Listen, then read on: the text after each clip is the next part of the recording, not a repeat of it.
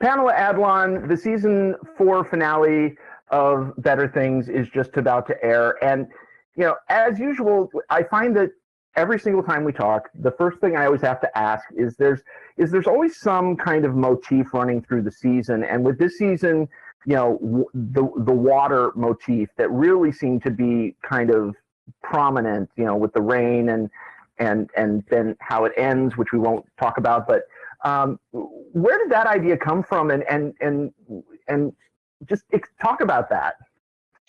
I just last year, after we had those crazy wildfires, we were in such a state of panic and terror in California on the whole that the rain started coming.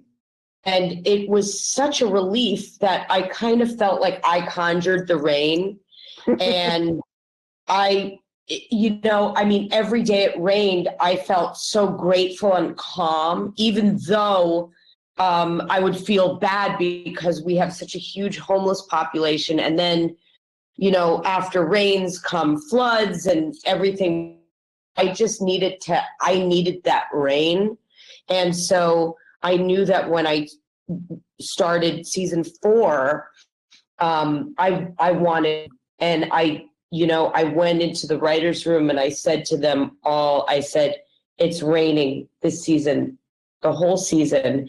And also on a card on the board, I wrote Steady Rain because I really wanted the Warren Zevon song.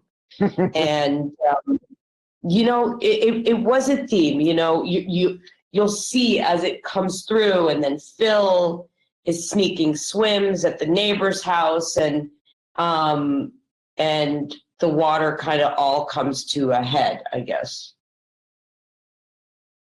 So it seemed to me like this season was really kind of like, I don't know if I would call it a midlife crisis, but it seemed like the weather, was all relating to kind of this change going through Sam. Is that kind of how you saw it?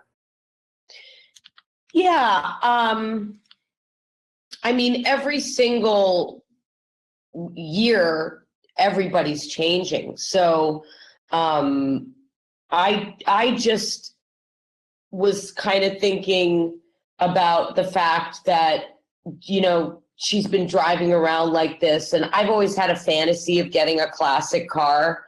So, one of the things that Phil Rosenthal always said to me is like, write what you want into your show, like write the things that you want. So I was like, fuck it. I always wanted an El Camino. So I put that in there. And I don't know, those things kind of scrabble together, which is what happens as you get older. Like you realize, oh my God, the next decade that I'm going to hit is 60. Like, what is that number? And you feel like so crazy stabilized. It's almost like, your life starts accelerating and you're like, whoa, slow down. But that's the way life is. And that's just the way I've always kind of presented the stories in the show. And we have to talk about that El Camino scene, because it viewed almost as if like all of a sudden you were stepping into a Western to a certain extent. And of course you had that great kind of cameo by Lance Henriksen. Oh my God. That was, just go. I wrote him a letter and he was so moved letter. And then his manager told him, you don't have a choice. You're doing this show. I love this show. And so basically I got one of my all-time heroes to come do this scene. And it was kind of like right when we started shooting the whole season, and it was so hot, and it was pretty much like out, in the Agura Hills, like area, and they had this. It's like a Western town set, and it's meant for our people to use, like people who are doing productions. And so we had this little Western ghost town, and then I had Lance Henriksen and this dog and this El Camino and all these other cool cars like that green Aspen. But it was an unbelievable experience. I was happy to just have met him, and the fact that I got to work with him, and he's such a pro. And it was just like, God, that I couldn't believe that he came to play. And it was just a lovely little scene, because it's like one of my things in my brain that, I'm a doomsday prepper about. I'm like, you got to have a landline. You got to keep gas in your tank, And so he was that come to life for me, the old prospector who's going to save the world. And I think sexy old prospector, I should add. Well, and the other highlight of the season for me really was the New Orleans episode.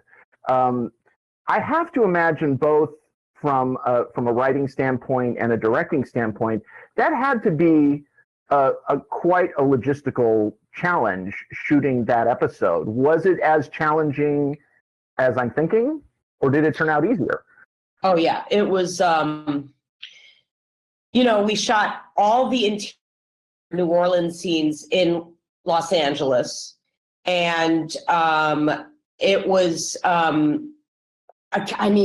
Getting Randy Rainbow, my God, when I finally got him on the phone, I was like, Randy, I'm your people.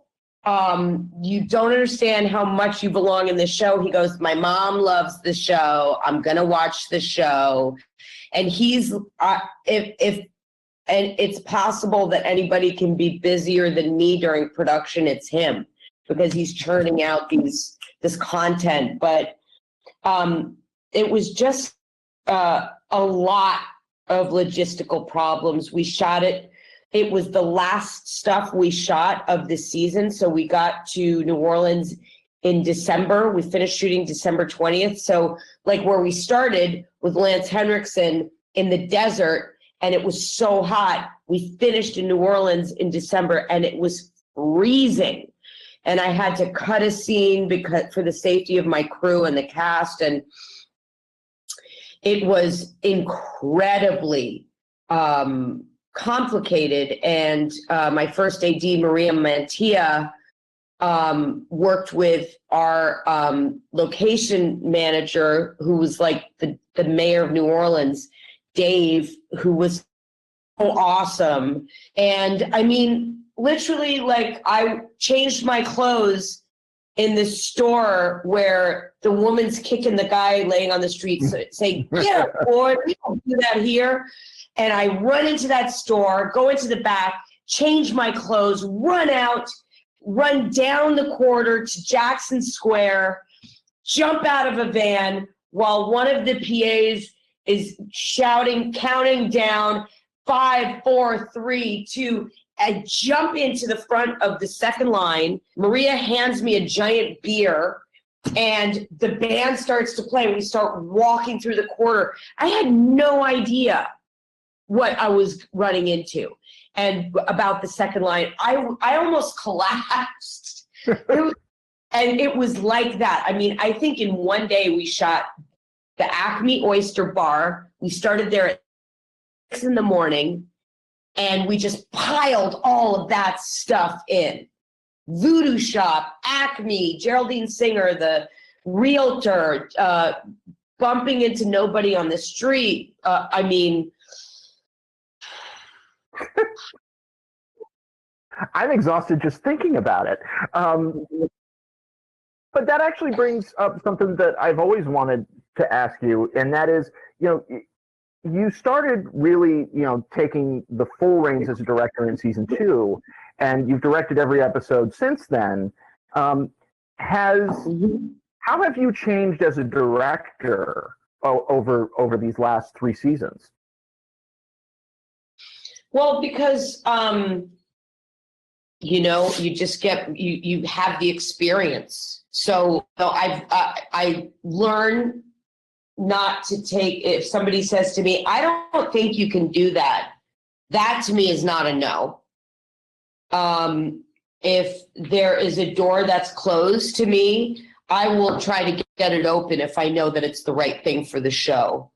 In terms of having the freedom to know that if an actor is shut down and say, can we move a location, or we can change this so we don't have to say goodbye to an actor that we're completely in love with, or a location.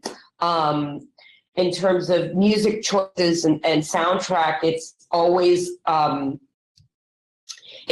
battle, because it's money and it's rights, and it's, do I want to sit down and write this letter and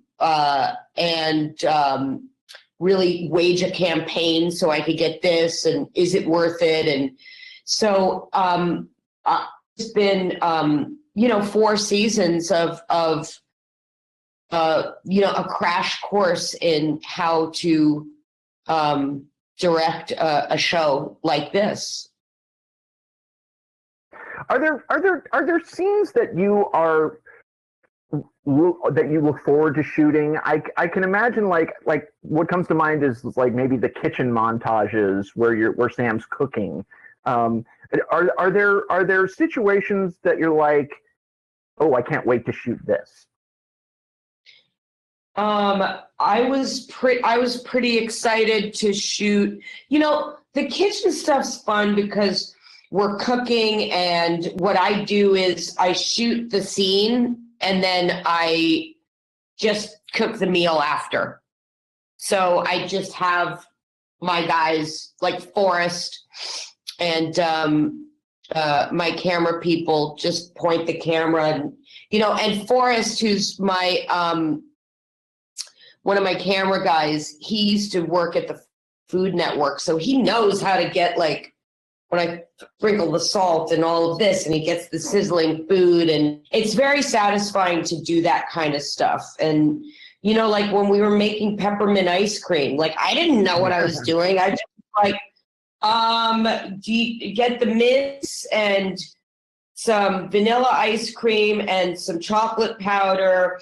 And then like I saw the agave and I thought that's going to look cool. Like I didn't know how it was going to taste, but it came out really well. Like, everybody lines up. The whole crew lines up. One thing that kind of, I don't know why it caught me so off guard this season, but the relationship between you and Diedrich Bader just really kind of, I don't know, it struck a chord. What is it about those two, and what is it like with you and Diedrich? Well, you see, okay, so don't go off screen. I want your face. Oh, okay. I'm a little I'm talking to a blank. I'm so glad this question, honestly, because for me, it is the purest love, Sam and Rich. It's just this incredibly close, unconditional love. And it's so touching for me. And because it's like, it's enough in your, you don't need to, I'm not in a relationship and I have my friends and my friendships. So to see this pure love, like Sam and Rich are together, they are a couple, even though they don't, do it or kiss on the mouth or whatever. They're as much of a couple as anybody. And seeing Rich so broken down and shattered at the beginning of the season, and Sam being there for him and lifting him up, and then Sam's kid, who is like his kid, and then at the end seeing this big, gorgeous man who's gone through this fire be there for Sam. It's an incredible thing. Sam and Rich forever. And in terms of me and Diedrich, like Diedrich is just, he's over the moon. He loves it so much. And he gets to do the greatest work ever. You know, a lot of people, when you get to the end of, say, the fourth season of a show, you know, we always ask showrunners about, like, oh, you know, what are you thinking about? Does it get harder or easier to come up with ideas once you've had a show running for several seasons? Well, this is the first time for me. It was, I guess this season felt like I was kind of accruing all the stories and the details. And for me, a lot of it is detail, like little things that I'll write on the board, like bird in the house, or, you know, just, you know, forgiveness, steady rain, like these things. And then, you know, you sit there and you kind of throw all of it in there and say, I wonder if this all goes together. Is this a cohesive thing? And this season was definitely the most cohesive in terms of the storyline that I've ever done. And I don't want to say, but now that it's almost over, the last episode's on Thursday, it just felt really good. And like I knew how the stories were going to play out. I knew what it was going to look like. I knew that when I put Martha in the New Orleans script, that was just like, I literally wrote, he goes over to his Gamma. He says, Gamma, do you have something for me? She pulls out a microphone from under a bouquet, says, I believe this is for you, son. And then he says, this is for my husband. And I wrote, and then he sings Tom Waits, Martha, and we all die. So that sentence in that script, and also Joe Hortua wrote the script. That was just the part that I put in. That's like Atlanta Burns in The Wind, because that wedding was just incredible. But I just knew that this man singing this song to his newly betrothed was gonna rock. I was so excited. I was excited about New Orleans. I was excited about, I could see the rain. I could see Sam kicking Phil out of the van in the rain on Mulholland, which is just so wow. I love when Sam abuses Phil. It's kind of my favorite thing. It's kind of mine too. So, Pamela, it's always every year such a great honor to talk to you. And everybody go to goldderby.com, make your predictions for the Emmys, and stay tuned for more interviews throughout the season. Pamela Adlon, always a pleasure. Thanks, Tony.